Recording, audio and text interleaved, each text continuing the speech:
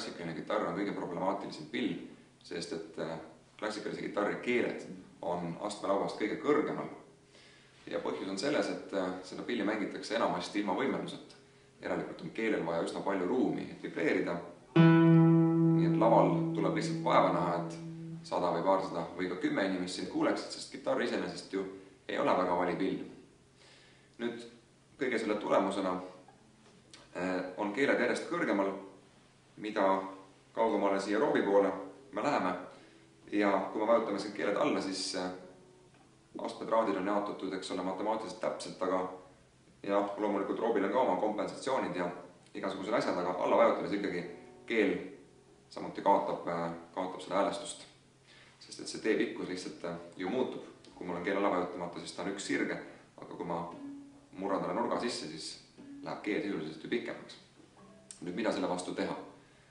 Me võime panna häälde aparaadiga, aga üldiselt aparaat nii peenel tasemel häälestades enam tulemusi ei anna.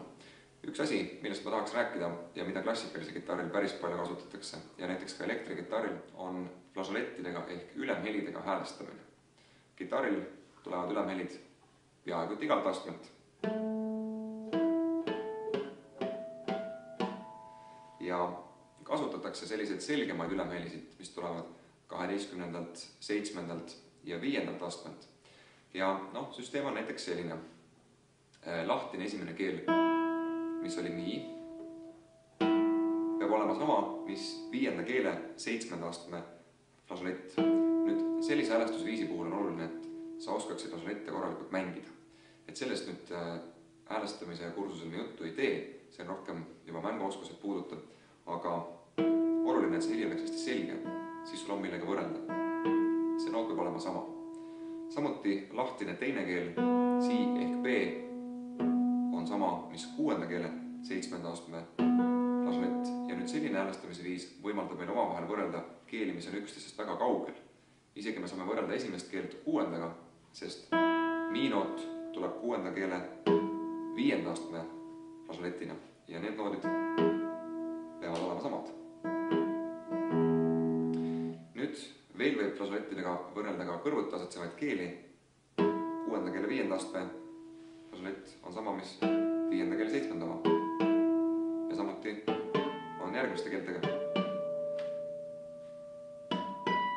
Erand on ainult siis 3. ja 2. keele vahel, sest 3. keelel ju tuli vajutada alla 4. aste ja kõikidel teistel 5, nii et siin tuleb see erinevus sisse. Nüüd tegelikult ei pea see noot olema täpselt sama. Kui ta on täpselt sama, siis tekib teatud kohtades probleeme. See intervall peab olema natukene suur või natukene väike olenevalt helistikust, millest sa mängid ja sellestki on selles raamatus põhjalikumalt juttu. See ei ole kuidagi seotud tegevusega, see on seotud matemaatikaga ja asjadest arusaamisega, nii et seda võid rahulikult raamatust lugeda, seda ei ole võimalik niimoodi demonstreerida.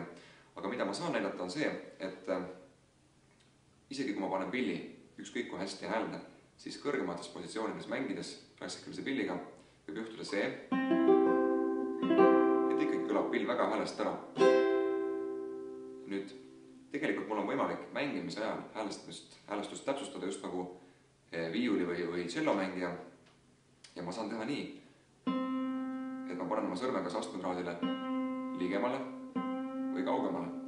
Sellest muutub heli hästi palju, nii et kui ma kuulen, et minu akord ei ole hääles, siis ma lihtsalt liigutan ühte sõrme ühele poole, teisele poole ja see on juba selline kõrgem pilotaaž, aga hiljem mängija harjub ära sellega, et kõrgemal teatud positsioonides, teatud akordides on tarvis sõrmi panna teise nurga alla. Ja selle võttega saab tegelikult nooti muuta väga palju. Ma vajutan samasse kohta, eks ole. Ühel juhul on noot selline, teisel juhul on selline, see on ju rohkem kui veerandtoonine erinevus ja sellepärast ma ka alguses esimeses peatükis ütlesin, et sa pead sõrme panema hästi täpselt astmetraadi ligidale. Sest kui sa paned ta kaugele või vajutad liiga kõvasti, siis tekivadki samasugused muutused ja tegelikult sa võrdled siis võrreldamatud asju ja oma pilli ikkagi häälda ei saa. Ja veel on olemas vibrato häälestamine. Klassikalise muusikas ja ka elektrikitarriga tihti ju vibreeritakse noodiga ja on võimalik vibreerida nii, et mulje jääb just kui noot oleks kõrgem ja ka nii, et mulje jääb madalamast noodist ja elektrikitarriga võib veel kasutada ju venitusi, klassikalises eriti ei toimi, aga tavaline võte on ju keeli kõrgemale või madalale venitada, eks. Nii et elektrikitarriga, kui ma mängin ja kuulen, et minu üksik noot ei ole hääles, siis ma võin seda imevähe korrigeerida oma sõrme asendiga. Sest elektrikitarril see sõrme paigutamise süsteem eriti ei toimi, sest et elektrikitarri keeled ei ole nii paksud ja nii kõrgel. Ja ka pinge on nailonkeeltel ja metallkeeltel väga palju erinev. Sellest me räägime ka õige pea, kui me hakkame rääkima keelte valimisest ja keelte vahetamisest.